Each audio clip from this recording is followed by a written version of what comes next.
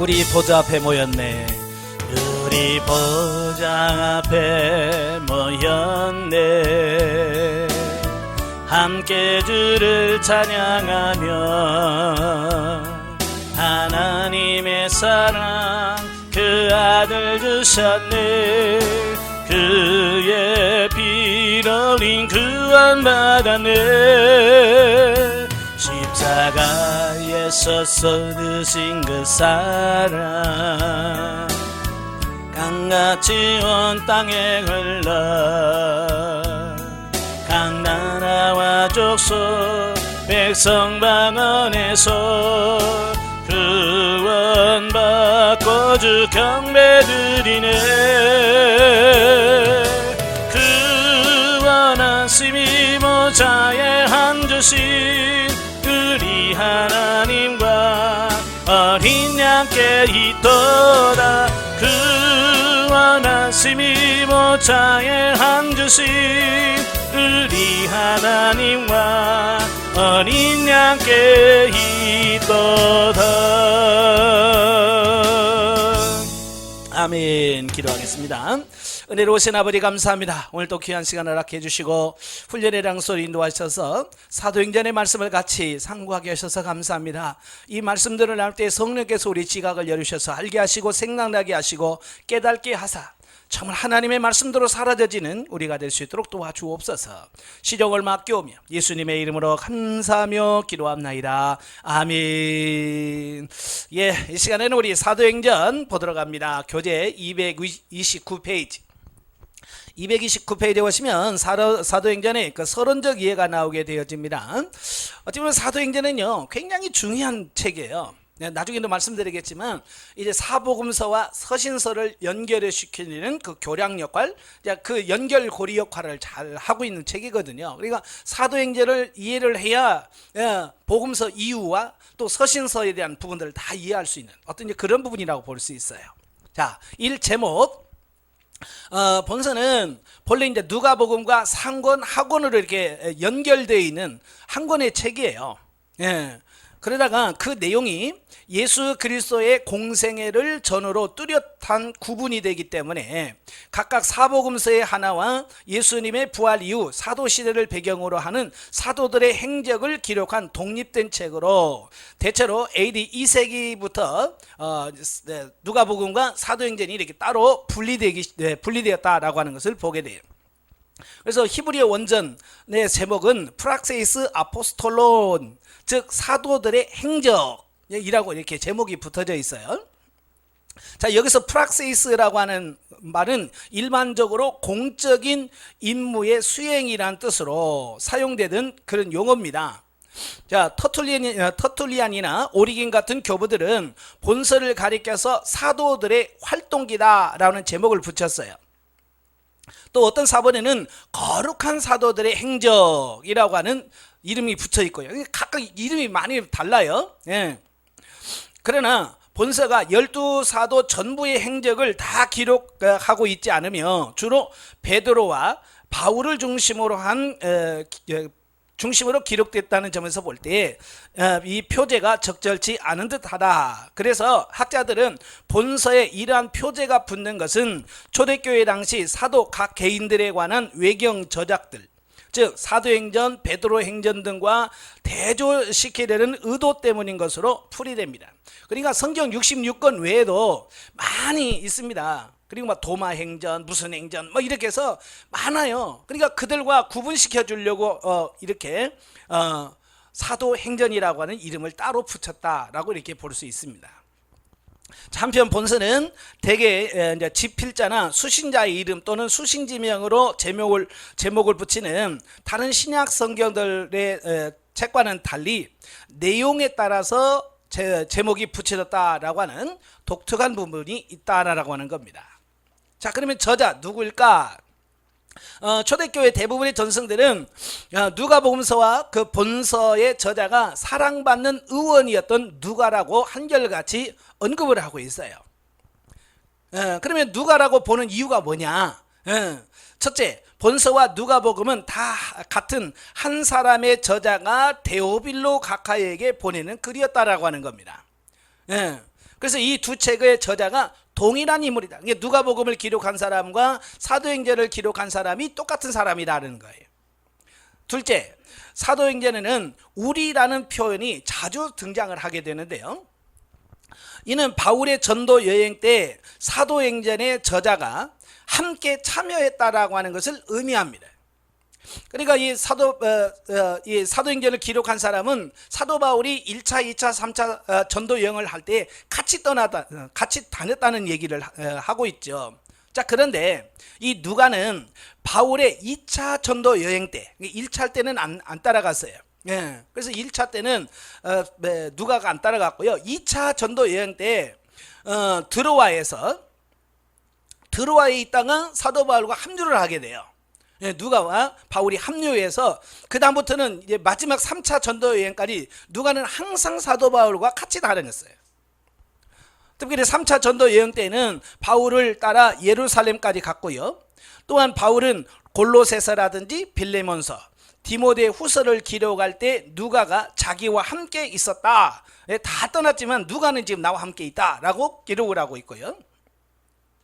이러한 경험 때문에 누가는 사도행전을 바울의 권위에 후광을 입어 기록할 수 있었을 것이고, 정황적으로 누가가 누가복음과 사도행전을 기록했을 가능성이 가장 크다라고 하는 겁니다.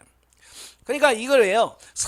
이걸 성경으로 받아들일 것이냐 말 것이냐라고 하는 여러 가지 기준이 있잖아요. 자, 그 기준에서 제일 먼저 뭐냐면 사도성이 있냐. 그러니까 예수님과 얼마나 같이 있었느냐, 이게 제 1순위고요. 2순위는 뭐냐면 예수님과 같이 있지 않아도 예수님과 같이 있었던 사도들과 얼마나 가까운 사이냐. 예, 그래서 사도들의 지도 아래서 얼마나 정확하게 이걸 썼느냐, 이게 성경으로 받아들이는 기준이에요. 그러니까 누가복음과 사실 누가는 예수님을 직접 만난 적도 없고요, 예수님을 따라다닌 적도 없는 사람이에요. 그럼에도 불구하고 그가 기록한 성경이 2권이나 성경으로 기록되어 있단 말이에요. 그건 뭐냐면 바로 이 사도 바울 같은 이런 사도들 있잖아요. 큰 사도들 밑에서 같이 동행하고 같이 경험했기 때문에 직접 예수님과 같이 있지는 않아도 같이 있었던 사도들과 같이 있었기 때문에 그 저자로 받아들이는데 큰 부분이 차지한다라고 하는 것을 보게 돼요. 또 세 번째로 누가복음과 사도행전은 다 같은 전문적인 의학 용어들이 풍부하게 나타난다라고 하는 겁니다. 이는 본서의 저자가 의사이며 그 의사는 바로 사도 바울과 선교 사역을 같이 하였던 의사인 누가를 가리킴이 분명하다. 자, 우리도 그러잖아요. 직업은 못 속인다는 말이 나와요. 그죠? 그래서 대화를 하다 보면 자기 직업적인 용어, 직업적인 이런 것들이 나와요. 그지? 그러니까 저도 이제 목사다 보니까 맨날 어디 가든지 목사적인 시각으로 바라보는 거야. 그러니까 건물을 봐도, 야, 저기 개척되면 좋겠다, 이게 나와요. 근데 장사하는 사람은 아유, 저기다 슈퍼하면 좋겠네, 저기다 뭐 했으면 좋겠네, 그래요. 그럼 건물 짓는 사람은 뭐 있어요? 아, 저야 형편없이 졌다, 야. 이렇게 자기 직업이 굉장히 이런 게 많이 있어요. 그러니까 누가복음과 사도행전에 보면 의사적인 시각, 또 의사들이 쓰는 용어, 그러니까 아이를 낳았을 때 강보에 쌓았더라. 그 강보라고 하는 말도 그 의사들이 쓰는 수술 때 펴져지는 그 그런 걸 말하거든요. 그러니까 이런 부분들을 직업을 못 속이는 것처럼 이런 부분들이 나오더라는 거예요. 또 이러한 세 가지 사실에 근거하여 초대교회 전승들과 그렇게 기록들도 그렇게 보았거니와 우리도 본서 저자가 누가라고 하는 사실을 확신한다. 자, 저자 누가는 성경의 저자 가운데 유일한 이방인이다. 누가는 유대인 출신이 아니에요. 이방인, 헬라인이에요. 그리고 안디옥에 거주했던 헬라인 의사였다라는 거예요. 헬라인 의사. 그리고 그는 아마도 디도의 형제인 것 같다. 디도가 나오죠. 디도도 참 신실한 사도 바울의 제자면서 목회자예요. 근데 아마 디도와 형제였을 것이다 라고 합니다. 이건 확실한 건 아니에요. 이제 우리가 추정할 뿐이에요. 우리는 누가에 관한 상세한 정보를 가지고 있지는 않지만 본서를 통해서 그의 인물됨은 어느 정도 파악할 수 있다는 겁니다. 그는 끝까지 바울과 함께 동거동락하면서 동역한 신실한 인물이었다라는 겁니다. 예, 마지막 로마의 감옥에 갇혔을 때 다 떠났지만 이 누가만 자기와 남아있는 거예요. 자, 그런 걸 보면서 참 이분은 이렇게 신실한, 예? 감정에 따라 왔다 갔다 하고 막 그런 사람이 아니라 정말로 변함이 없는 그런 사람이었다라고 하는 것을 알 수 있고요. 또 자신이 가진 의원으로서의 재능으로 주의 사역을 봉사함으로써 많은 사람들에게 사랑을 받기도 했다라고 하는 겁니다. 그래서 사도 바울은 루가를 소개할 때 사랑받는 의원이다라고 하는 것을 보게 돼요. 어찌 보면 자기 직업을 가지고 선교 활동을 한 최초의 사람을 따지라고 하면 누가라고 할 수 있어요. 그래서 지금도 의사들 중에서 선교하는 사람도 있거든요. 그래서 누가회 뭐 이런 게 있어요. 그래서 누가처럼 의사라는 직업을 가지고 해외에 나가서 선교하는 이런 사람들을 지칭할 때 부르죠. 예, 그래서 의사로서 선교를 하면 굉장히 많이 도움이 되겠죠. 그죠? 예, 그는 그의 이 같은 희생 봉사 정신은 그리스도의 제자들에게 요청되는 바 헌신적인 희생을 강조하는 그의 복음서와 사도행전의 기록들 속에서도 잘 반영되어 나타나고 있습니다. 이런 누가 곧 헬라인으로서 냉철한 지식, 그 다음에 교양, 또 의사로서의 덕망, 또 아울러 그리스도의 복음에 대한 뜨거운 열정을 가지고 있었던 누가는 예수님에 관한 모든 일을 상세하고도 정확하게 본서를 기록하여 1차적으로 자신과 같은 문화권에 살던 이방인들에게 전하고자 했대. 예, 그래서 누가복음에는 철저하게 뭐냐면 유대인의 관점도 아니고 이방인의 관점에서 기록을 해요. 근데 아주 자세하게 써요. 그러니까 그러니까 예수님에 대해 잘 모르는 사람도 누가복음을 읽어보면 아, 예수가 이런 사람이구나 라고 그걸 정확하게 받아들일 수 있도록 기록을 해놨어요. 예. 즉 그는 로마 제국의 통치하에서 헬라 문화에 젖어 살던 여러 지역의 비유태계, 그러니까 유대인들이 아닌 이방인들이죠. 이방인 사람들에게 그리스도의 복음을 증거하고자 붓을 들었던 것이다. 그러니까 마태복음은 유대인을 향해서 기록한 게 마태복음이고요. 마가복음은 로마에 살고 있는 유대인들과 이방인들을 향해서 기록된 게 마가복음이고요. 누가복음은 그 외의 지역에 하나님을 모르는 이방인들에게 복음을 전하기 위해서 기록한 것은 누가복음이다 라고 이렇게 볼 수 있어요. 자, 이러한 누가의 모습을 통해서 우리는 참 그리스도의 제자된 자로서 자신의 능력과 재능을 최대한 활용하여 주의 사역에 동참할 것에 대하여 강한 시사를 보여주고 있습니다.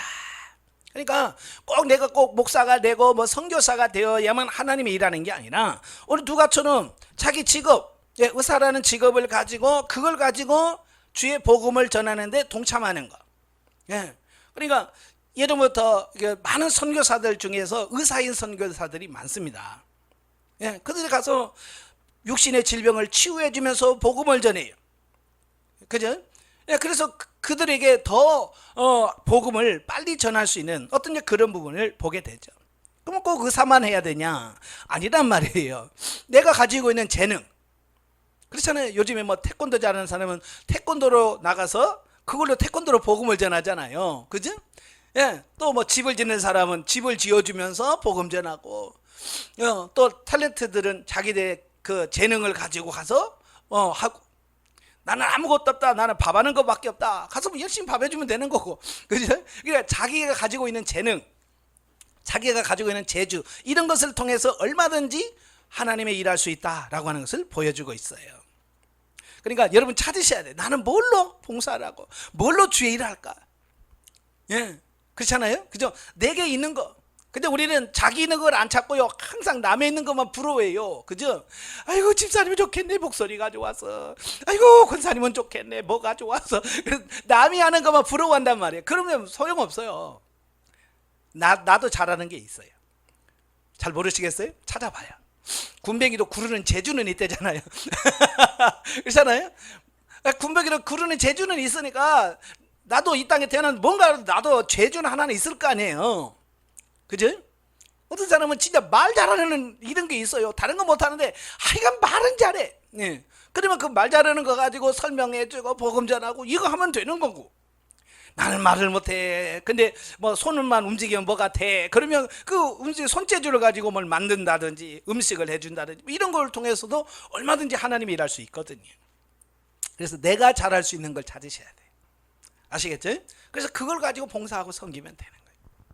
그러면 기록연대, 본서의 기록연대는 정확하게 알 수는 없습니다. 예, 혹자는 본서가 누가의 말년에 기록될 것이라는 추측과 함께 그 기록 연대를 AD 80년으로 보는 경우가 있습니다. 또 다른 사람은 본서의 내용의 일부가 그 요세푸스의 기록과 유사하다는 겁니다. 그래서 그 기록은 AD 94년 이후로 이렇게 보기도 합니다. 그러나 본서의 기록 연대는요, 사도 바울이 1차 로마 감옥에 갇힌 걸로 끝나요. 그죠?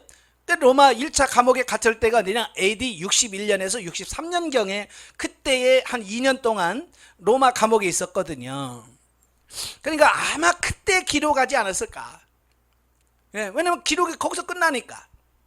그리고 또 그 이후에는 잘 안 나와, 기록이 안 나오는 게 뭐냐면, 그 유명한 로마 대화재 사건이 AD 64년에 일어나거든요. 그 다음에 예루살렘 멸망이 AD 70년에 나와요.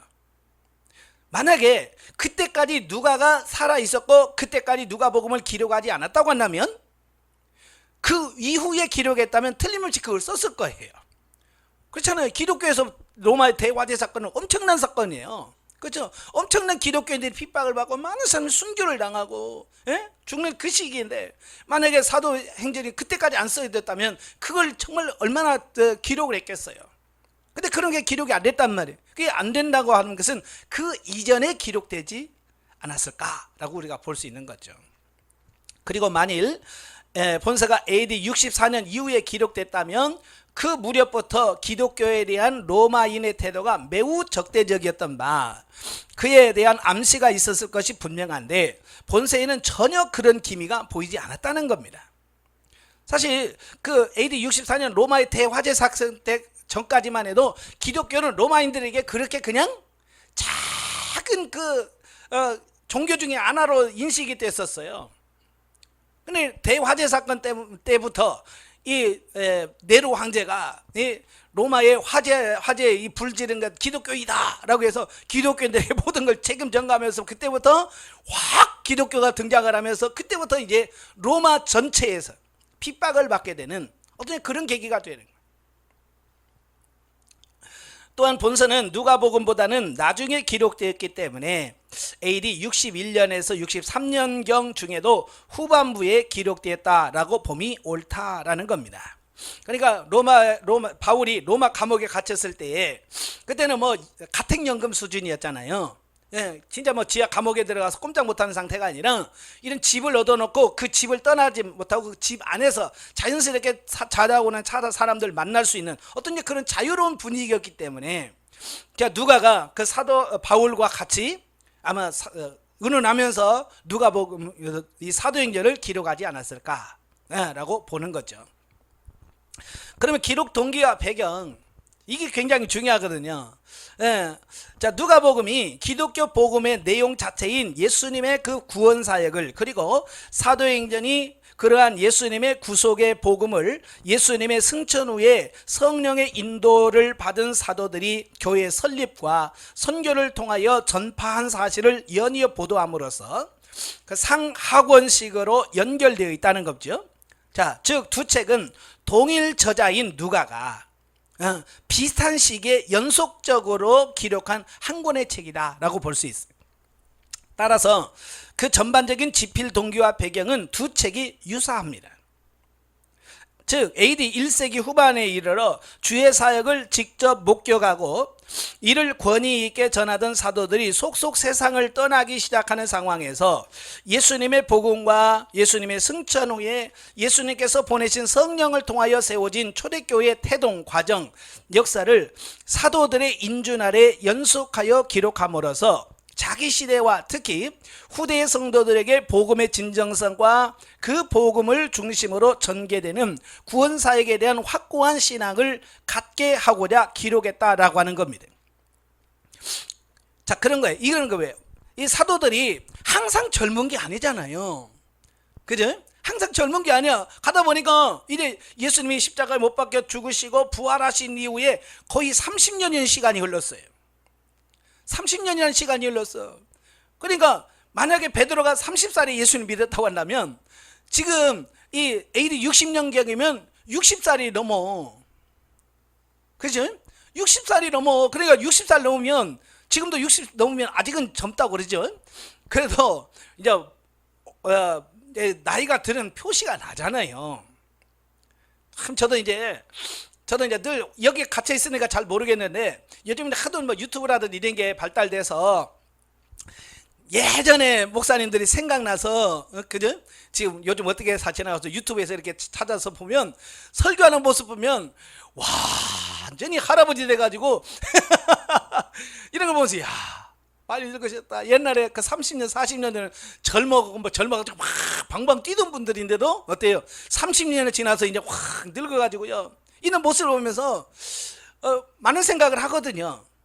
그러니까 누가 또 마찬가지예요. 이제 막 사도들 열정적으로 복음을 전했던 사람들이 뭐냐 지금 60대 70대에 들어간단 말이에요. 그러니까 그 사람들이 영원히 살 수 있다는 보장도 없어요. 그러니까 어때요? 그분들이 살아있을 때 그잖아요. 그분이 살아있을 때 그걸 빨리 그들이 알고 있는 복음, 그들이 알고 있는 진리를 들어서 말로만 들으면 잊어버린단 말이에요. 그걸 기록으로 남겨야 이건 100년이 가도 200년이 가도 이게 변하지 않는 거예요. 그러니까 시간이 흘러가면서 야 이걸 자칫하다가 이거 다 잊어버리겠다. 이걸 기록해서 후대들에게 계속해서 이 복음을 진리를 전해야 되겠다라고 하는 어떤 사명감이라고 할까요? 자, 그런 부분에서 이 성경을 기록하게 됐다라는 거예요. 저도 그렇거든요. 얘들 젊었을 때는 뭐 이런 거 책 만들고 뭐 이런 거 생각을 안 했어요. 예. 왜냐면 내가 오래 할 것처럼. 근데 50 넘어가면서 야 이거 기억력도 자꾸 떨어지죠. 그러다니까 이걸 뭘 만들어서 이걸 교재로 만들어 놔야 어때요? 이게 시간이 흘러도 이건 변함이 없거든요. 그래서 지금 어떻게 이걸 더 새롭게 정리를 해 놓을 수 있을까 이제 고민을 하고 있습니다. 자, 그러나 동시에 두 책의 내용은 예수님의 부활 승천 전후로 명확하게 구분이 됩니다.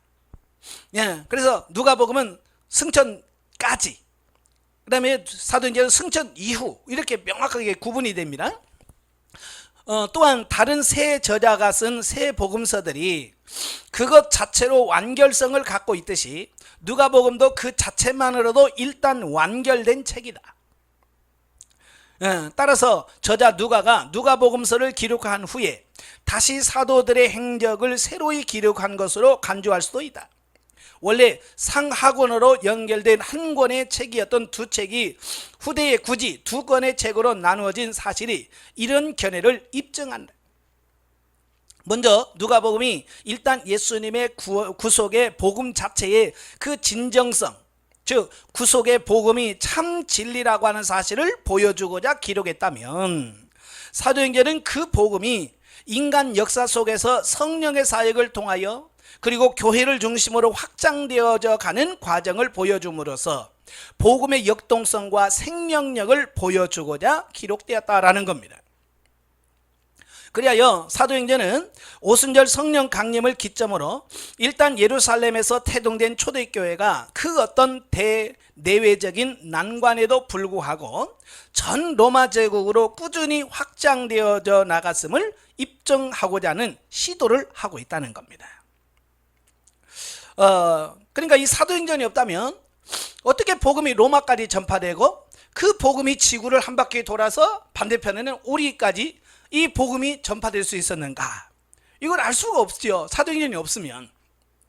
근데 사도행전이 있었기 때문에 복음이 이렇게 해서 아시아에서 유럽으로 복음이 넘어갔고 유럽에서 성장되어지고 자란 그 복음이 미국으로 건너가게 되고 그 미국으로 건너간 복음이 우리 대한민국에 도착을 하고 그래서 이거 뭐 살아있는 믿음의 역사가 계속해서 사도행전의 후서들이 뭐 어때요? 계속 역사 속에 진행되어지고 있는 거예요. 예.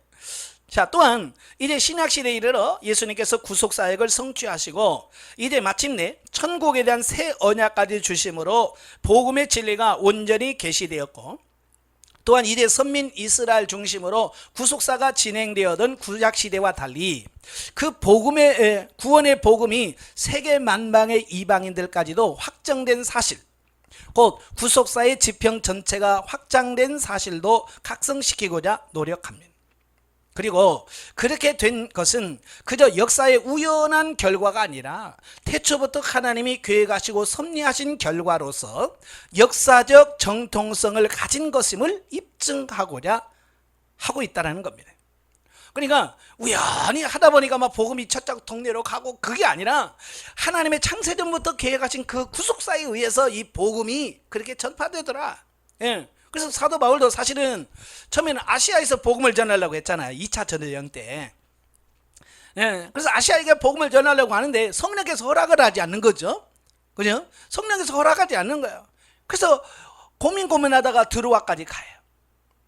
드로아에 있을 때 환상을 보여주면서 마게도냐 사람이 뭐래요? 손짓하면서 와서 우리를 도우라 그러죠. 그 손짓을 보는 그 환상을 보고 나서 사도 바울이 하나님이 우리를 마게도냐 유럽으로 가기를 원하시는구나. 그래서 배를 타고 유럽으로 건너가요.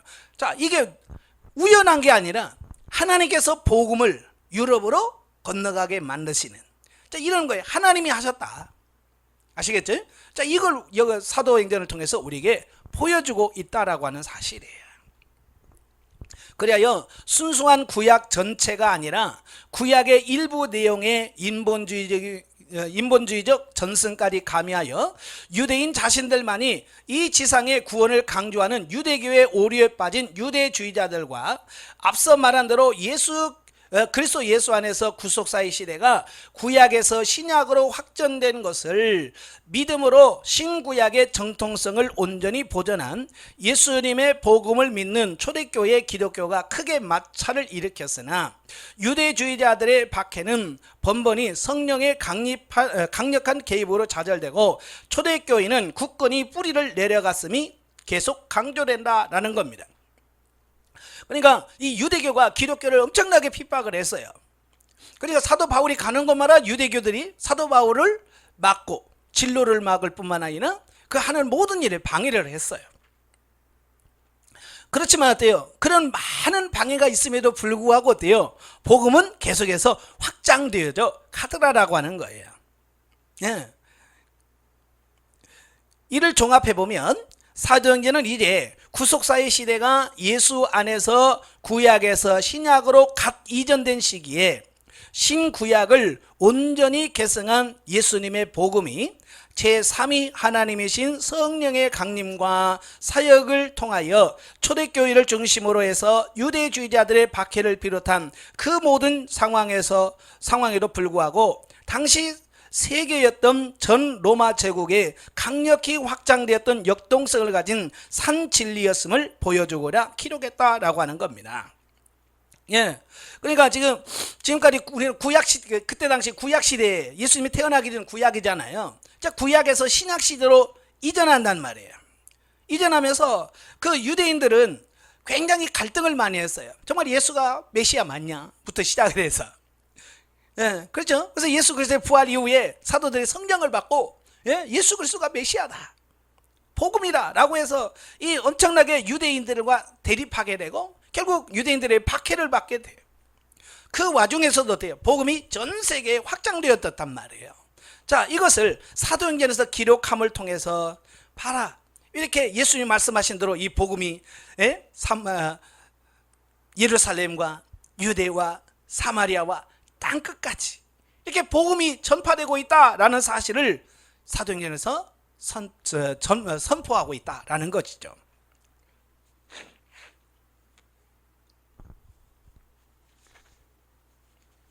자, 5번 사도행전의 특징을 보면 복음서와 서신서를 이어주는 교량 역할을 한다는 겁니다. 특히 대부분의 서신서는 바로 사도행전에 보도된 여러 사건들을 배경으로 하여 그 사건이 진행되던 현장에서 대부분의 사도인 저자들이 그때그때마다 기록한 것이다. 따라서 서신서와 사도행전의 시대의 배경은 서로 중복된다라는 거죠. 예, 그러니까 사도행전을 보고 서신서를 봐야 이때에 이걸 썼구나, 이 상황에서 이 서신서를 썼구나, 이게 알 수가 있는 거예요. 그래서 이제 에베소서라든지 빌립보서 이런 걸 할 때에 바로 사도행전의 그 배경이 되어지는 거예요. 왜냐하면 그 서신서들은 주로 그 교회에 선포되는 메시지지 어떤 상황에서 이걸 썼는지에 대한 상황적인 이야기가 없어요. 그죠? 그래서 그 서신서를 이해하려면 반드시 이건 배경이 사도행전 몇 장이다. 예. 그러니까 뭐 빌립보서 같은 경우는 빌립보 교회 같은 경우는 사도행전 16장의 배경이다. 이렇게 해서 그 배경을 보고 빌립보서를 봐야 이 상황에서 이렇게 빌립보 교회가 세워졌구나, 이걸 알 수가 있는 거죠. 만약에 사도행전 기록이 없으면 빌립보 교회가 어떻게 복음이 전파됐고 빌립보 교회가 어떻게 복음을 받았는지 이걸 전혀 알 수가 없죠. 사도행전은 모든 서신서의 배경을 제공해 준다는 점에서 굉장히 중요한 부분이죠. 이 저자 누가의 직업을 반영하는 의학 관련 용어들이 사용되어지고 있다. 아까 설명드렸죠. 또 세 번째, 2000년의 교회사의 직접적 시발점이 된 예루살렘 초대교회 태동 과정과 이로부터 교회가 확산된 초대교회 시대의 역사를 잘 보여주고 있습니다. 그러니까 초대교회 시대적인 배경들이 이 사도행전에서 너무 잘 설명해주고 있다는 거고요. 이 성경의 이 기록은 고고학적으로도 귀중한 자료로서 점점 더 그 사실성이 고증되어져 가고 있다라고 하는 사실입니다. 그러니까 성경이 단순한 성경뿐만 아니라 그때 시대를 연구하는 고고학에도 굉장히 많은 영향을 주고 있다는 사실이죠. 그러니까 이 성경은 역사적인 배경을 가지고 있거든요. 역사적인 배경을 갖고 있어. 이게 그 로마 신화나 헬라 신화나 이집트 신화와 다른 점이 그런 거예요. 다른 신화들은 역사적 배경이 없어요. 그러나 이 성경은 뭐예요? 우리가 살고 있는 이 역사 속에서 진행되어져 있기 때문에 역사적 사실과 똑같다는 말이에요. 그러니까 고고학적으로 연구하면 할수록 성경은 뭐예요? 더 명확해지는 겁니다. 그러니까 지금도 한번 저도 이제 소아시아라든지 유럽, 그리스 여기 가서 사도 바울 시대의 복음을 어떻게 전파됐는가 그걸 좀 보고 싶어. 반모라는 섬에 가서 정말 사도 요한이 여기서 요한계시록을 썼구나, 그걸 보고 싶은 거예요. 제가 이스라엘과 요르단을 갔다 왔거든요. 갔다 오니까 성경을 보는 게 많이 달라졌어요. 예전에 그냥 광야 그러면 상상으로만, 사진으로만 이게 광야구나, 그랬는데 가서 실제로 보니까 정말 이렇게 황망하구나. 그런 걸 직접 보니까 성경이 사실적으로 와닿는 거예요. 그래서 성경이 그냥 글자 기록된 글이 아니고 사실 배경 속에서 기록되어져 있기 때문에 신기하잖아요. 가서 보면, 그죠? 거기 가면 여호수아가 그 300명의 용사를 뽑았던 그 샘이 지금도 있어. 신기하게 그 물이 지금도 바위 밑에서 물이 막 팍팍팍 쏟아나잖아요. 그래서 거기 가서 여기서 진짜 여호수아가 실험해서 300명을 뽑았구나. 그게 성경이요. 그냥 단지 지어낸 책이 아니라 사실, 역사, 이것이 그냥 알아져지는 거예요. 그래서 성지순례가 중요한 게 그런 거거든요. 한번 여러분들 기회 되면 한 번씩 가보세요. 자, 네 번째 보면 그리스도의 승천 이후 오순절 강림으로 계시된 성령의 임재와 그 이후 성령이 초대교회 선교의 배후에서 원동력이 되었음을 분명히 보여주고 있다. 사도행전은 결국 그 사도들의 배후에 역사하시는 성령의 행적 기록이란 의미에서 성령 행전으로도 풀린다. 그렇죠? 이 사도행전은 성령이 오순절에 임함으로부터 역사가 이후의 기록이거든요. 그러니까 사도행전을 다른 말로 성령행전이다라는 별칭이 붙어 있습니다.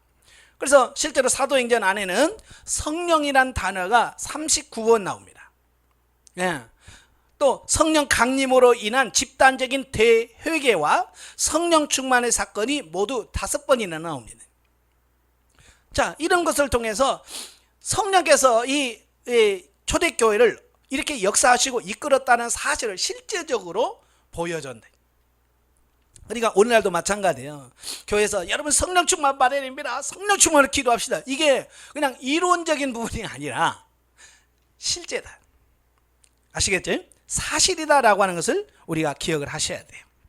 자, 그 다음에 5번 사도행전은 갑자기 끝을 맺죠. 즉 사도 바울이 1차 감옥 투옥, 로마 투옥과 그 투옥 중의 사역을 끝으로 향후에도 계속 성령의 인도를 통한 교회의 선교 사역이 이루어질 것을 암시하면서 갑자기 끝맺는다. 사도행전이란 결국 교회를 통한 복음의 확장을 보여주려는 책인 바 교회와 복음은 세상 끝날까지 계속 확장될 것이므로 사도행전 기록이 이처럼 중도 종결된 것은 오히려 자연스러운 일. 그러니까 사도행전을 끝나보면 그냥 갑자기 뚝 끊어버려요. 예. 이건 뭘 말하냐? 하나님의 그 성령의 역사가 여기서 끝나는 게 아니라는 거야. 그러니까 종결을 안 시켜. 그 이후에도 성령께서는 계속 역사하실 거라는 의미를 남겨두고 있습니다. 그래서 지금도 어때요? 지금 사도행전 후서의 기록이 계속 우리를 통해서 지금 나타나고 있는 겁니다. 아시겠죠? 그래서 지금 우리는 사도행전 후서를 계속 이어서 살아야 돼요. 성령을 통해서 성령 충만해서 성령의 이끄심을 받아서 이 시대에 주의 사역하는 게 뭐냐? 성령 행전의 사도행전의 후서의 사역을 계속 감당하는 거다. 예. 이건 언제까지냐면 주님 오실 때까지 이게 계속 진행될 것이에요. 그래서 성경에서는 이게 끝입니다 라고 마무리를 안 지어요. 넘겨서 236페이지시면 신학적 이해가 나옵니다. 사도행전의 그리스도 기독론을 보시면 구약에서도 내가 살펴보았지만 성경이 66권으로 되어 있지만 성경 66권의 핵심 그 주제 그게 뭐냐면 예수 그리스도예요. 예, 그래서 예수 그리스도를 빼놓아버리면 성경은 성경이 아닌 거예요. 그렇죠? 그래서 모든 성경 다양한 속에서 예수 그리스도를 어떻게 표현해주고 있고 예수 그리스도에 대해서 어떻게 말씀하고 있는가라고 하는 부분이 굉장히 중요한 겁니다.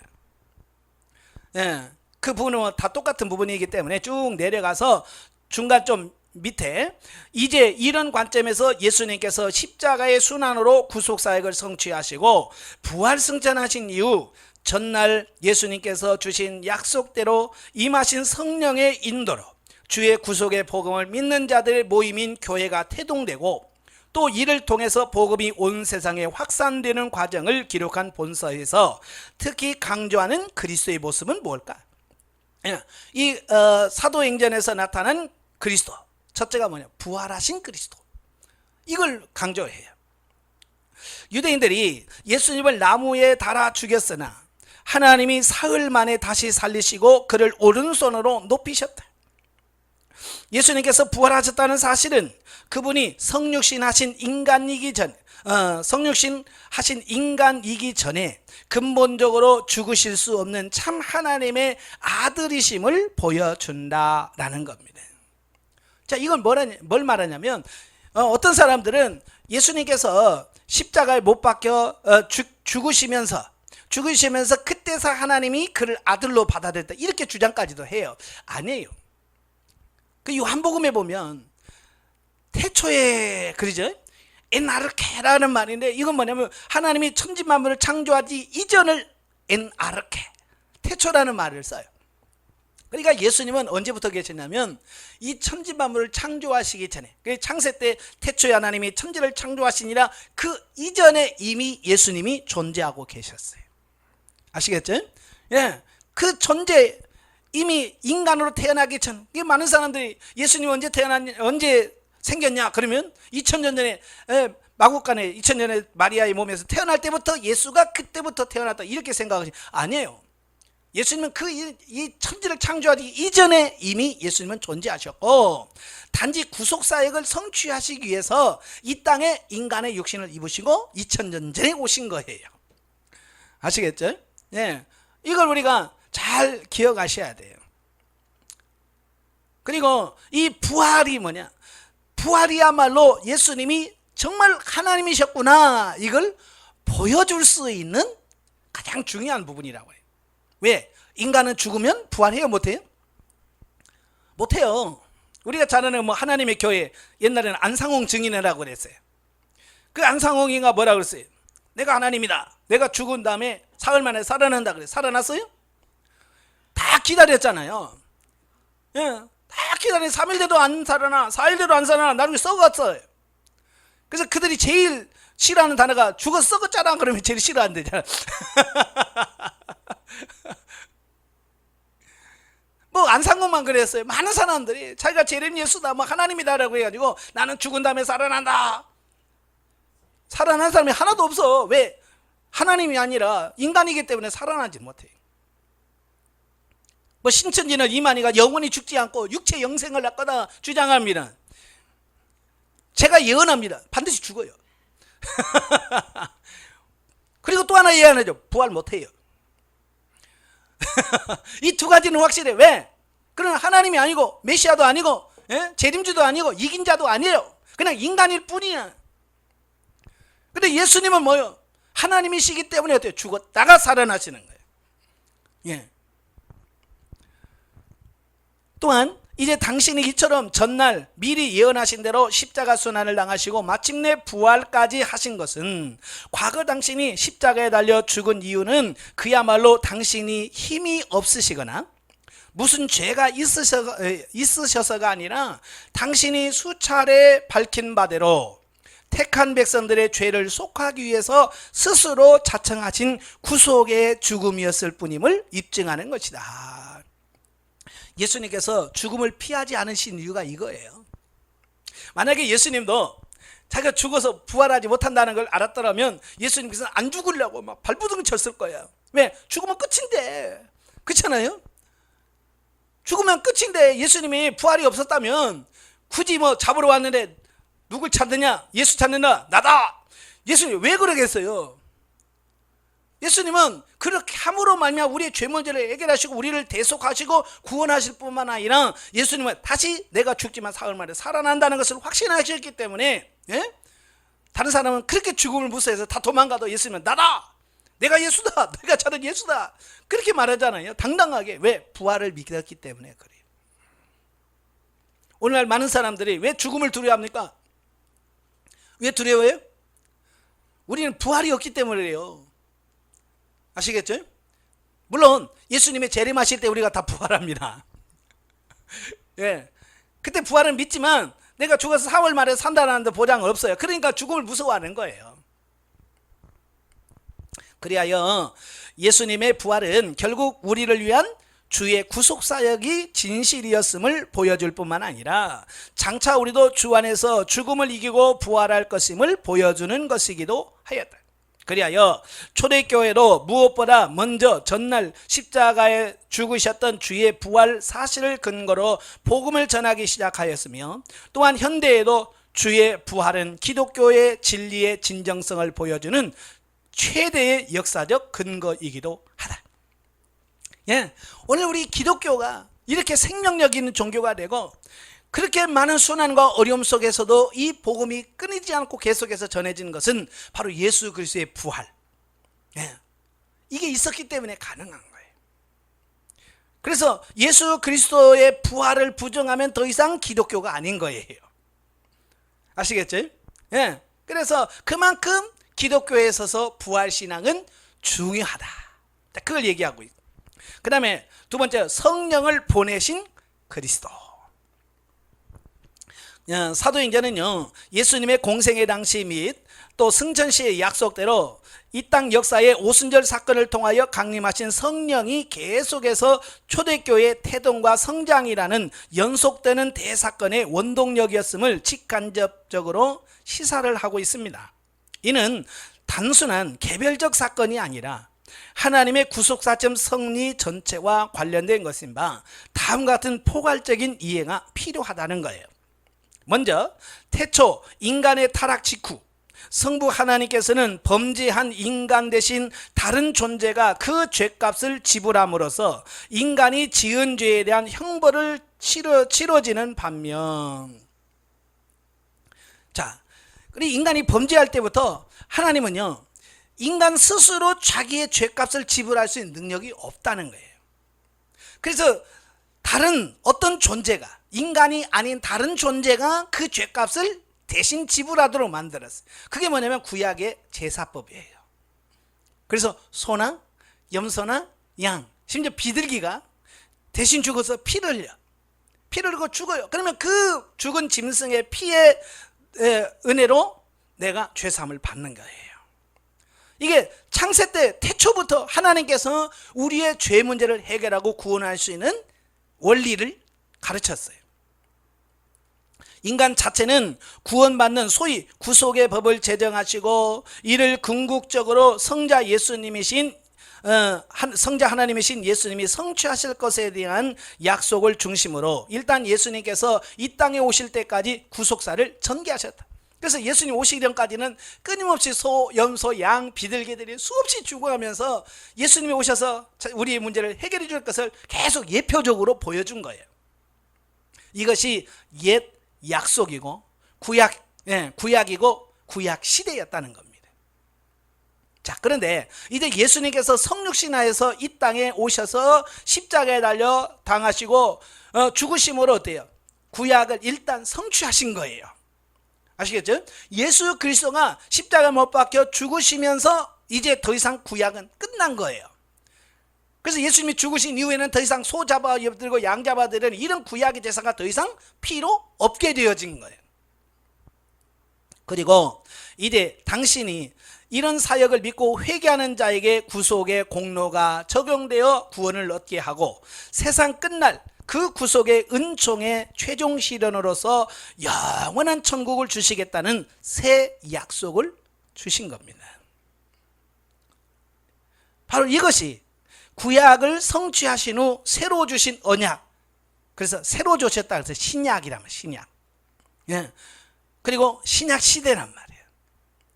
이처럼 구속 사역을 일단 성취하시고 신약 시대에 계시하는 주님은 오고는 세대의 택한 성도가 다 회개하고 구속을 얻을 때까지 구속 사역의 최종 시련인 천국의 도래는 연장시키시고 하늘로 승천하셨다. 그리하여 신약 시대 중에서도 주님의 구속이 이미 성취되었으나 아직 실현된 것은 아닌 현재의 중간기가 있게 된 것이다. 그래서 지금 우리는 뭐냐면 이미 예수님께서 부활하시고 십자가에 못 박혀 죽으시고 부활하심으로 이미 천국 하나님의 나라가 도래하셨어요. 그죠? 도래하셨지만 완성은 아직 아니에요. 그죠? 완성은 언제 완성이 되느냐? 예수 그리스도께서 공중에 구름 타시고 다시 임하셨어요.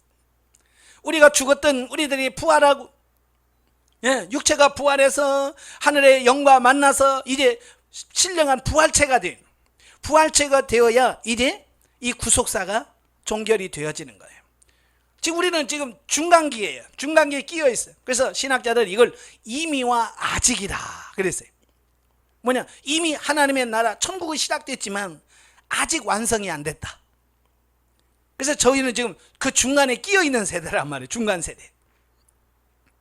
그리고 이런 중간기에 예수님은 제3위 하나님이신 성령이 오순절 사건으로 강림하신 후 세상 끝날까지 구속의 공로를 각 성도에게 적용하고 또 각 성도를 인도하도록 하기 위하여 성령을 보내시겠다고 공생애 중에서 또 그리고 부활 승천하시기 전에도 거듭 약속하셨고 또 실제적으로 성령을 보내주셨다는, 그죠?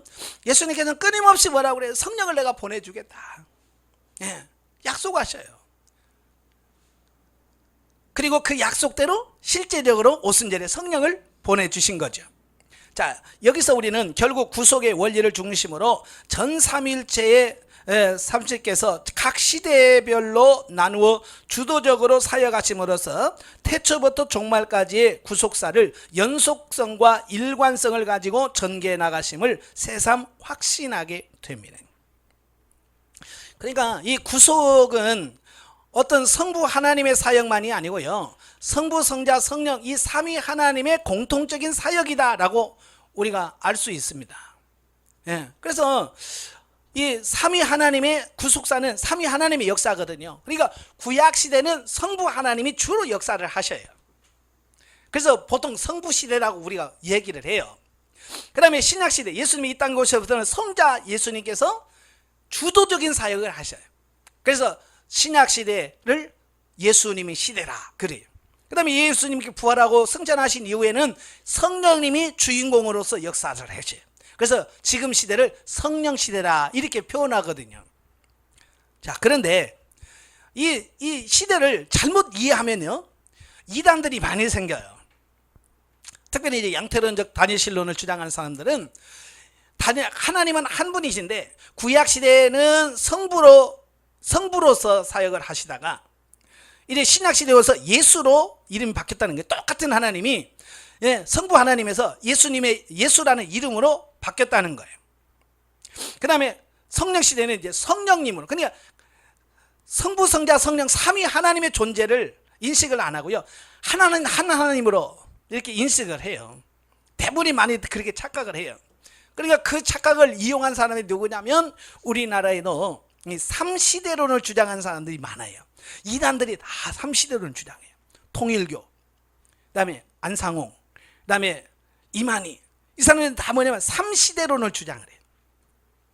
이게 뭐냐면 구약시대는 성부 하나님이 통치하시고 다스렸다. 그 다음에 신약은 예수님이, 그 다음에 마지막 시대는 통일교에서는 언약시대라고 그러고요, 새 언약시대, 그 다음에 하나님의 교회에서는 종말시대, 또 신천 이만희 씨는 무슨 시대라고 그래?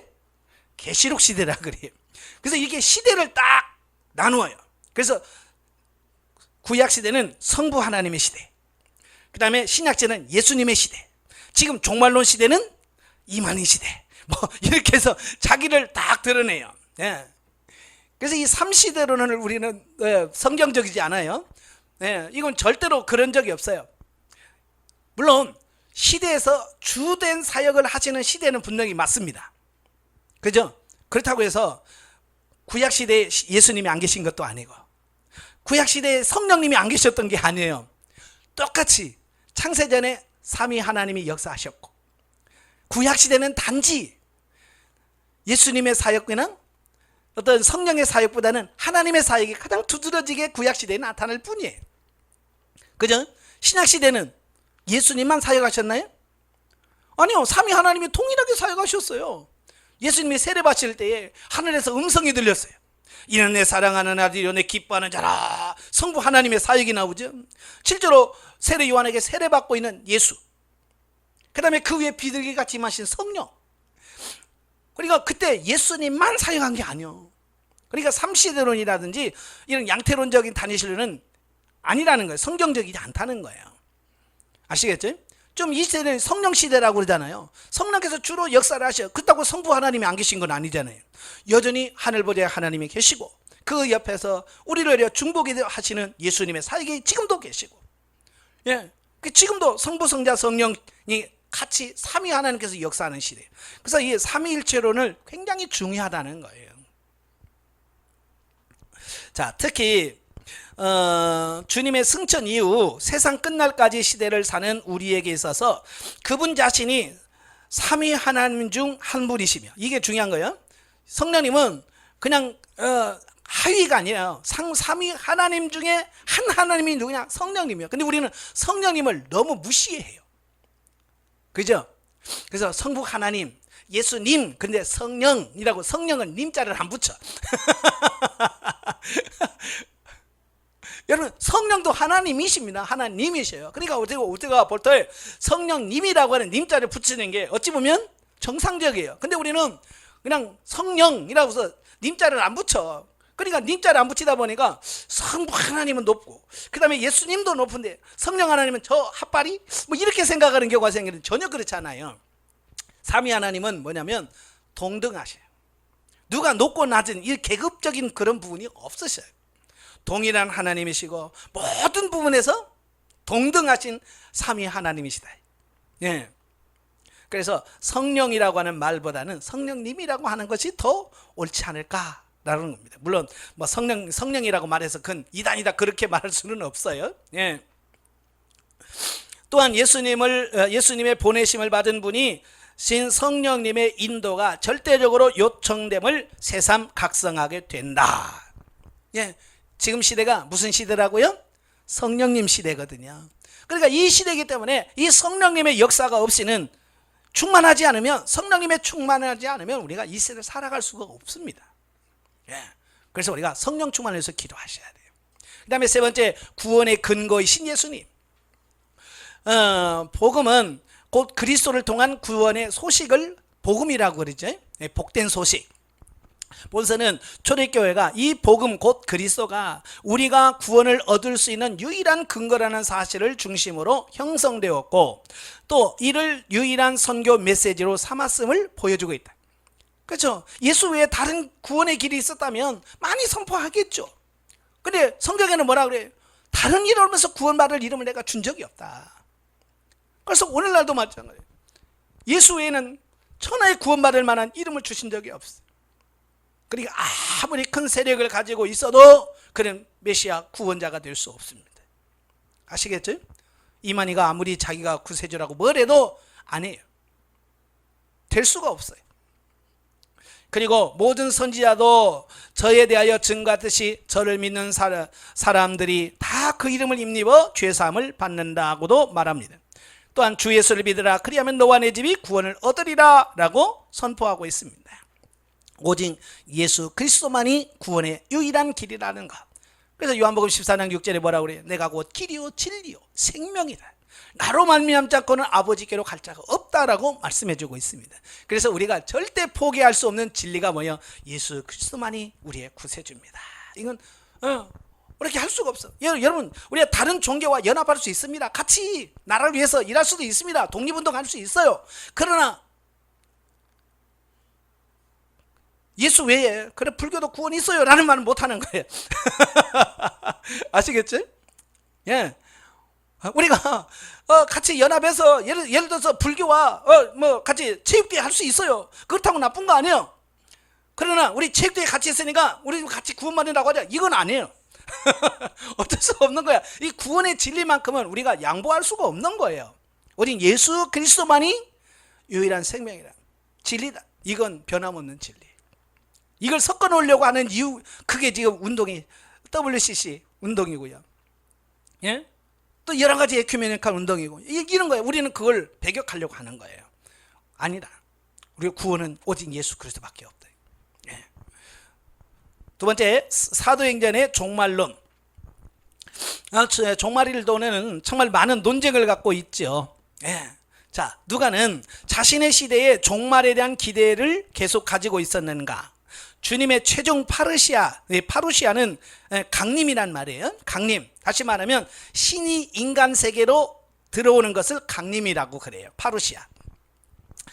파루시아로 임박한 세상 종말을 기대했든지 예상이 빗나가 지연되었을 때 초대교회는 큰 문제에 직면했는가? 종종 누가복음 9장 27절에 뭐라고 되어 있냐면 여기 서 있는 사람 중에 죽기 전에 하나님의 나라를 볼 자도 있느니라 그랬거든요. 그러니까 이 말을 보면 누가는 임박한 종말론을 대망을 가르쳤다라는 근거로 제시합니다. 예? 그러니까 임박한 종말론이라는 건 뭐냐면 초대교회에 예수님이 십자가를 못 박혀 죽으시고 한 30년 안에 예수님이 다시 재림하실 거라고 생각한 것이 임박한 종말론이에요. 자, 그렇게 주장한 이유가 뭐냐면 누가 여기 서 있는 사람 중에서 그랬거든요. 분명히. 예. 여기 서 있는 사람 중에서 죽기 전에 하나님의 나라를 볼 자도 있다 그랬거든요. 그러니까 이 사람이 죽을 때 그냥 보통 사람들이 30살이었다면 한 60살 정도 되면 예수님 오실 거라고 생각했다 그 말이죠. 또 감난산 강화 중에서 누가복음 21장 28절에서 주님은 너희 구속이 가까웠느니라. 네. 또 누가복음 21장 32절에 이 모든 일이 이 세대가 지나가기 전에 다 이루어진다라고 말씀합니다. 그러니까 누가복음은요, 누가는요, 그게 이 모든 것이 그 세대 안에 금방 이루어질 거라고 생각했다는 거예요. 또 감남산 강화는 AD 70년 사건을 1차적으로 의미했기에 이 구절을 통해서 세상 종말에 관한 말씀이 1차 실제 청중시대에 이루어질 것이라고 볼 수 없다. 누가복음 19장 11절에 의하면 예수님 당시 유대인들은요, 하나님의 나라가 당장에 나타날 줄로 생각했다는 겁니다. 이것은 마치 실현된 종말론처럼 정치적인 메시아의 출현으로 이어질 유대의 독립과 회복을 천국의 도래와 연결된 사상이었다라는 사실입니다. 그러니까 그때 당시 유대인들이 가지고 있던 사상이 그거예요. 메시아만 오면 그 로마 사람들 다 무찌르고 독립이 되어질 거고, 다시 솔로몬과 다윗 시대처럼 그 강력한 나라가 이 땅에 형성될 거라고 생각하고 있었어요. 근데 많은 기독교인들로 그와 비슷한 사고를 갖고 있었다는 거예요. 물론 이것에 주님은 동의하지 않으셨죠. 네.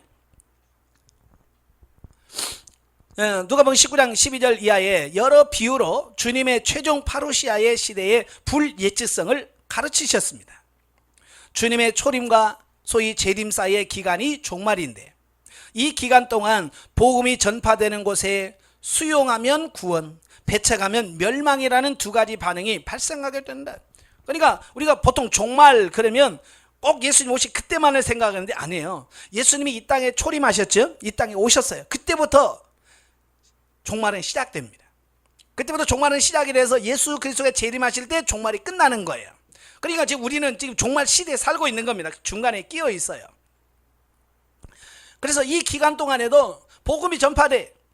그래서 그걸 믿고 내가 믿습니다 하면 구원을 받아요. 어느 시대나 1000년 전이나 지금이나 아직도 100년 후에나 똑같아. 이건 변함이 없어요. 예수를 믿고 수용하면 구원, 나 안 믿어 라고 하면 멸망, 심판이. 이건 지금 우리 시대에 계속 지금 역사 속에서 계속 이어져 가고 있습니다. 언제까지? 예수님이 재림하실 때까지 이건 변함없이 계속 진행될 거예요. 그러니까 종말은 단순한 기다림의 시대인가, 아니면 자체적으로 구속사의 중요한 시기인가? 이 시기는 주인이 돌아올 시기를 대비하여 일할 시기다. 물론 누가복음 12장 45절에 의하면 유대인 가운데 일부는 종말이 더디어 올 것이라고 믿었던 사람들도 있었던 것 같아요. 주인의 부재 중 종이 그 사명을 감당해야 하는 중요한 시기다. 그러니까 이 말이 무슨 말이냐면, 우리가 종말 신앙, 종말론, 종말적 신앙을 가지고 있다는 얘기는 아무 짓도 안 하고 맨날 하늘 나면서 주님 언제 오십니까? 이게 종말 신앙이 아니라는 얘기예요. 아시겠죠? 예. 그래서 초대교회에 많은 사람들이 실패했던 이유가 바로 이런 거예요. 예수님을 그냥 기다리면 되는 줄 알고. 그래서 데살로니가 전서에서 일하기 싫은 먹지도 말라. 먹지도 말라 그랬잖아요. 그거 아니라는 거예요. 종이 뭐예요? 주인이 내가 언제까지 오겠다라고 하면 그냥 주인 오실 날만 기다리는 게 아니잖아요. 주인이 뭐라고 그랬어요? 그 일하고 가정 돌보고 이걸 다 해야 되잖아요. 그 사명을 다 해야 돼요. 오늘 우리도 마찬가지예요. 그냥 예수님 언제 오시나 그것만 기다리는 게 종말이 아니에요. 지금 내게 주신 사명, 그죠? 여러분이 맡겨진 그 일들을 열심히 감당하다가 주님 오시면 아이고 오셨어요 라고 맞이하는 거예요. 아시겠죠? 아무 짓도 안 하고 그냥 밥이나 축내는 그런 성경하면 안 돼요. 많은 사람들이 그게 종말론이라고 생각하는데 아니에요. 성경의 종말론은 그렇지 않습니다. 주님 오실 날까지 주님께서 내게 주신 사명을 열심히 감당하는 거예요. 누가 그러잖아요. 뭐 내일 지구가 망해도 오늘 한 그루의 나무, 사과나무를 심겠다 그러잖아요. 그게 뭐냐면 내일 주님이 오셔도 오늘 내가 할 일을 해야 되는 거야. 내가 올 일 뭐예요? 오늘 강의하면 오늘 강의해야 되는 거예요. 여러분은 내일 주님 오셔도 오늘 훈련 받아야 되는 거고. 아시겠죠? 내일 오는데 훈련이 뭐 필요했어. 이러면 이단에 가까워요. 예. 내가 오늘 주어진 사명을 잘 감당할 수 있어야 돼. 사도행전 3장 21절에 가면 승천하신 예수님이 하늘 보좌에 머무시는 시간은 최종 파루시아로 만물을 한순간에 대격변적으로 온전히 회복시킬 때까지이다. 이것은 만물의 회복이 승천하신 주님의 사역으로 진행 중에 있다는 의미다. 즉 초림, 구체적으로는 승천부터 소위 재림 사이에 이 종말론적인 새 이스라엘의 회복 기간이래. 그죠? 예수님께서 승천하시고 가신 이후부터는 뭐냐면 새 이스라엘의 회복 기간이에요. 이 새 이스라엘이라고 하는 말은 뭐예요? 영적 이스라엘, 이방인의 구원의 시대예요. 그래서 복음이 전 세계로 선포되어지고, 예? 지금 어때요? 영적 이스라엘이 회복되어지는 그런 시기라 그런 말이에요. 그래서 지금 어때요? 전 세계 복음이 선포가 되어지고 예수님이 안 오셔서 지금 여러분이 지금 믿는 거지. 그렇잖아요? 예수님이 100년 전에 왔으면 여러분 뭐 어때요? 예수님 알지도 못하고 끝나는 거 아니야. 그죠? 예수님이 재림이 늦어졌어요. 오늘까지 또 와셨고. 만약에 여러분 3년 전에만 예수님 오셔서 봐. 여러분 영성이라는 말도 못 듣고 주님 오셔서 너 뭐했냐? 주님이 너 뭐했냐? 그러면 그냥 기다렸지요. 그러다가 혼날 건데. 그렇잖아요. 3년 전에 안 오셔서 지금까지 안 오셔서 우리가 그동안 영성 훈련 받으면서 내가 영적으로 성장할 수 있었고 내가 변화될 수 있는 기회가 되어진 거예요. 아시겠죠? 그래서 예수님 빨리 오면 좋아요? 늦게 오면 좋아요? 예, 빨리 왔으면 좋겠다는 생각도 있지만 어찌 보면 우리는 늦게 오셔야 돼요. 왜? 내가 변화되어서 더 하나님의 영적인 생명력의 삶을 풍성히 살고 주님 앞에서 내가 이런 삶을 살았습니다 라고 내놓을 수 있는 어떤 그런 부분이 있으려면 예수님이 좀 늦게 오셔야 돼. 그래 세상이 너무 힘들어서 빨리 왔으면 좋겠죠. 저도 그 두 가지 사이에서 갈등하고 있는 거예요. 예. 예수님 빨리 왔으면 좋겠다는 생각 있지만 근데 주님 앞에 나와서 내가 뭘 내놓을 거는 있어야 되잖아. 그죠? 사도 바울이 그냥 내가 육신에 있을 때 하늘에 받을 상을 쌓을 수 있는 기간이란 말이에요. 그래서 육체로 있을 때 열심히 주일하시기를 바랍니다. 예. 이 회복은 구속과 계시의 주체이신 그리스도를 객체로 삼음으로 가능하다. 예. 그 결과는 구원이다. 사도행전 3장 19절에 가면 회개를 통한 육회하게 됨, 즉 죄사함을 받는 기간이다.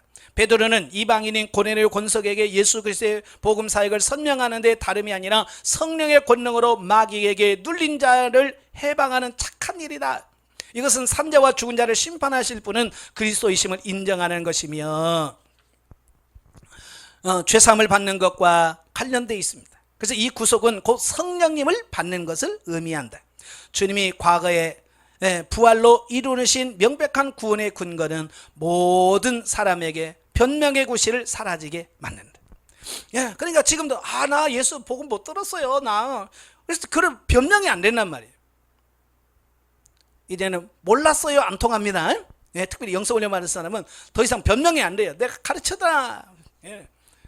예, 어떤 분이 그래요. 목사님 우리 때는 그렇게 강의 안 했잖아요. 무슨 소리요? 다 가르쳤는데 나는 근거가 있어. 난 다 녹음해. 다 녹음하니까 이거 했잖아. 그러면 여러분 변명할 게 없지요. 그죠? 마찬가지로 하나님도 다 찍어놔. 지금 여러분 다 찍어놨기 때문에 나중에 가서 나 몰랐는데요. 또 몇 월 며칠 날 강의 시간에 이런 거 들었잖아. 그러면 여러분 어떡할 거예요? 아이고 모르겠네요. 머리만 긁어야지. 그러지 않기 위해서 열심히 하셔야 돼. 자, 3. 하나님 나라의 현재성과 미래성. 자, 종말론과 하나님의 나라의 주제는 연결되어 있습니다. 그래서 종말론 할 때는 항상 하나님의 나라에 대해서 설명할 수밖에 없어요. 그래서 사도행전에서 하나님 나라의 현재적인 발전적 측면과 미래적 측면을 동시에 발견하게 되어지는데요. 사도행전에서 하나님의 나라라는 말이 7번밖에 등장하지 않으며 그중 5번은 누가복음의 구절을 반복해서 사용합니다. 누가복음 11장 20절에서 그 벙어리 귀신을 축출하신 후 예수님의 그 축기는 단순한 기적이 아니라 하나님의 나라를 현재적으로 돌이켜 하는 것이며 사단의 영역을 무너뜨리는 것이라고 말씀했습니다. 그러니까 뭐라고 그래? 내가 만일 하나님의 손을 힘입어 귀신을 쫓아낸다면 하나님의 나라가 이미 너에게 임했다 그랬잖아요. 예. 이것은 새로운 세계 질서의 도래를 의미하고 있습니다.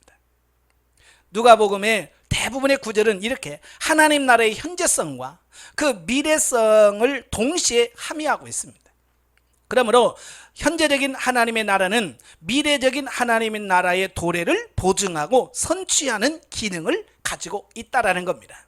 그러니까 내가 현재 지금 하나님의 나라에 살아야 미래에 임하는 하나님의 나라도 내가 확신 가운데 소유할 수 있다는 것을 말하고 있는 거예요. 그래서 사도는 하나님의 나라를 선포하고 강론하는데 헌신했다.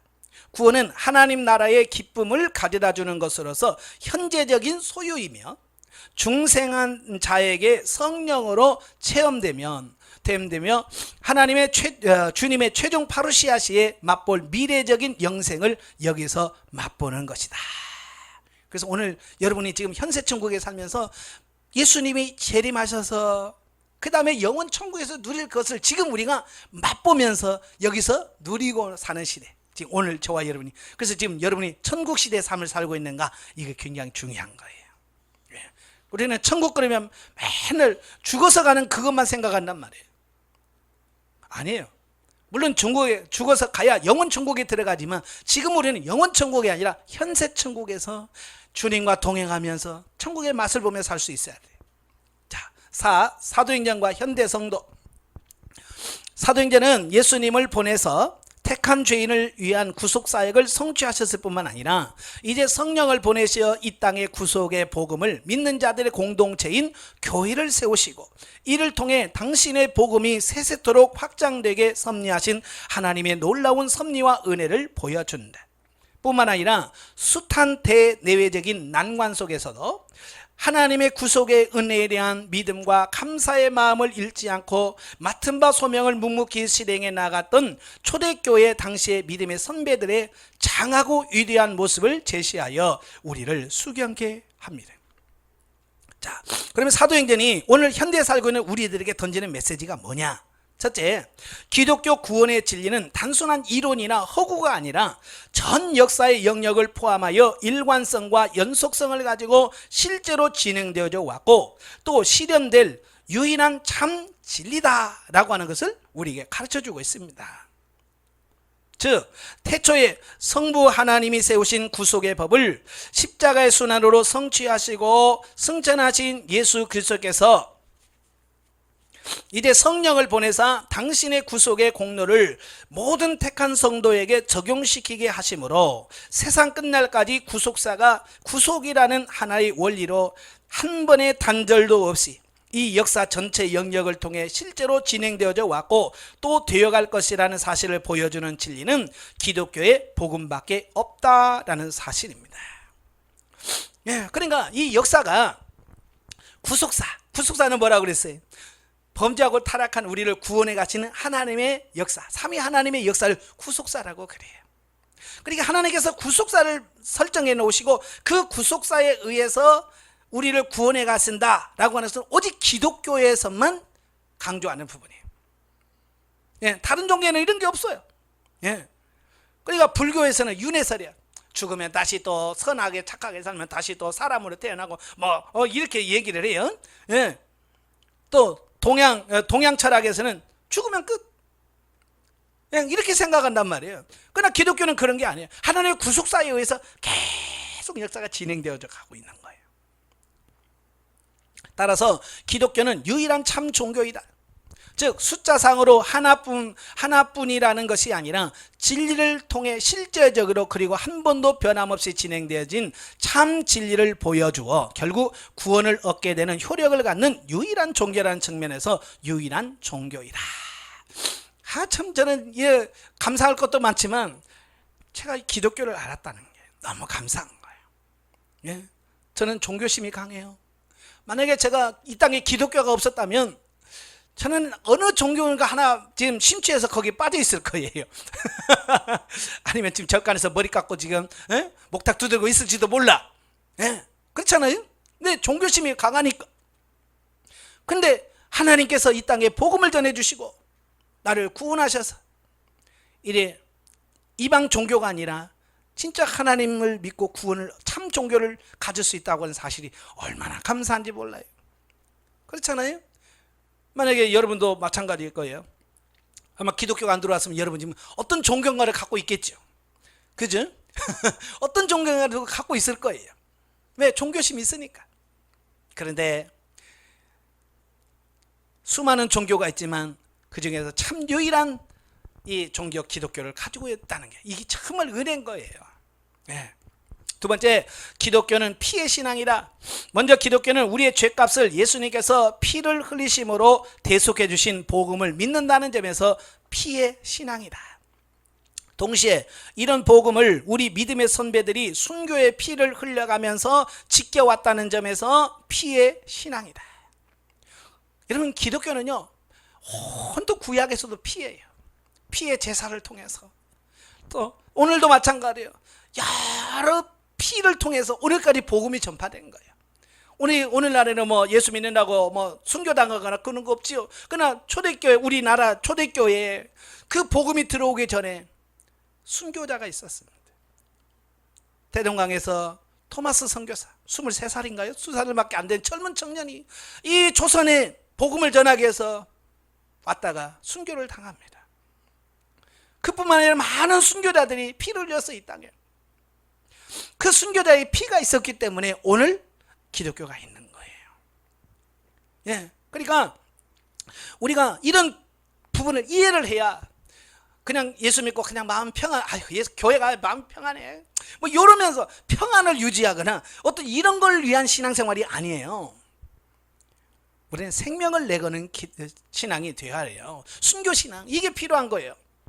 이는 기독교 신앙이 우리의 전 생명과 관련되는, 그리고 전적인 헌신을 요청하는 엄숙한 신앙임을 보여주고 있습니다.